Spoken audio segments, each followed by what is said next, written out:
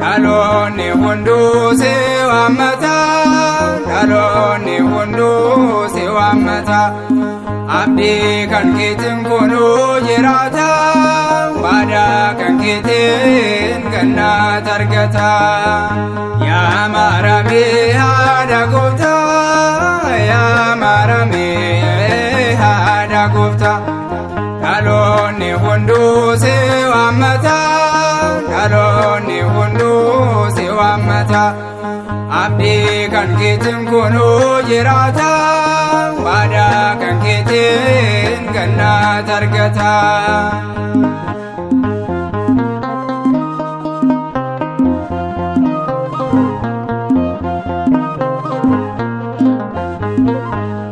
Sammuu gooftaatti yaadatama, kan turte maaraam yeroo hundumaa. Fayyina Addaamiif kan kennamte, aadaa hunda keenya nuuf kan taate. Yaa marame haadha gooftaa, yaa marame haadha gooftaa. Dalonni hundu si wammata, dalonni hundu si wammata.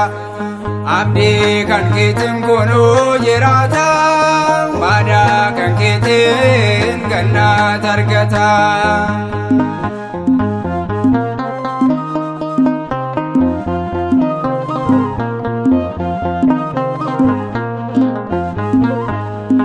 Adumma kan kee ifa baasna, gooftaa kan deesse siin jenna.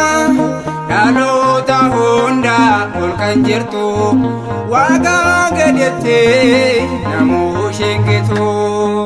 Yaa marame haadha gooftaa, yaa marame haadha gooftaa.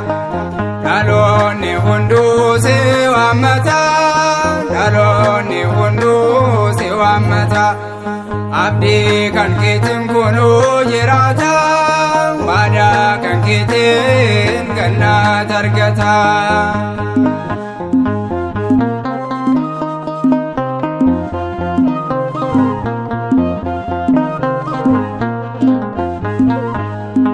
Iddoon jireenyaa nuuf kennamte, sababa Hewaan hin dhufamte.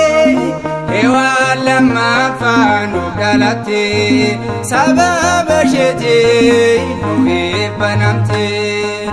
Yaa marame haadha gooftaa, yaa marame haadha gooftaa.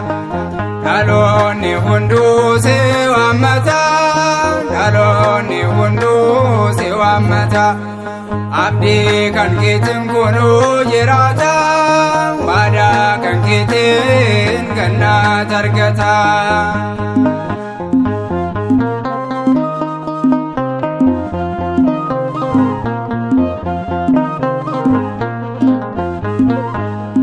Dukkaan hin jiru ifa arganne, tarree namootaas ni dhaabanne.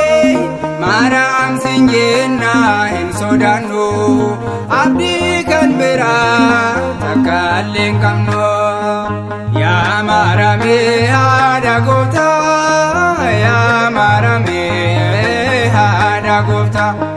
Dalonni hundu si wammata, dalonni hundu si wammata.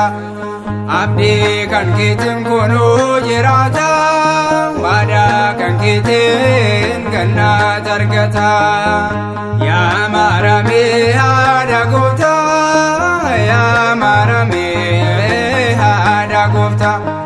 Dhaloonni hunduu si waammata, dhaloonni hunduu si waammata.